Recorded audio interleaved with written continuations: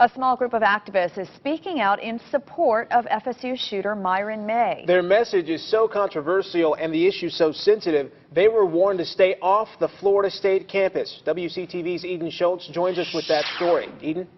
Well, friends and family say Myron May was having serious mental problems when he opened fire at FSU's Strozier Library last November.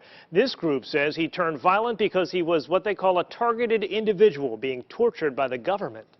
Tyrone Dew was stationed outside the FAMU Commons Thursday handing out pamphlets. He says Myron May was targeted by what he calls a government no-touch torture program. I do not condone the violence. However, I do understand the young man's frustration. Dew claims he was targeted too. That's why he and a handful of supporters were raising awareness at FAMU. These weapons are able to simulate hearing a voice in your head and changing your emotions by stimulating the cochlea in your inner ear by using something called micro-frequency waves. It's for the mass control of citizens. Tyrone says it's not mental illness, though he admits he was once in a mental institution. He wanted to demonstrate at Strozier Library, but FSU police denied his request, citing safety concerns and warning he could be arrested if he shows up. Students were mixed about whether the protest should have been allowed. To me, it wouldn't be the right thing to do to have a protest, but at the same time, like, you can't really change what people think. There's no harm in letting those people express what they believe. The fact that they're supporting this guy who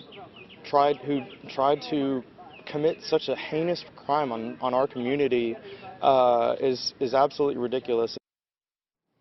That group of activists also say Aaron Alexis, the Washington Naval Yard shooter, was a targeted individual by the Department of Defense. Reporting live in studio, Eden Schultz, WCTV Eyewitness News.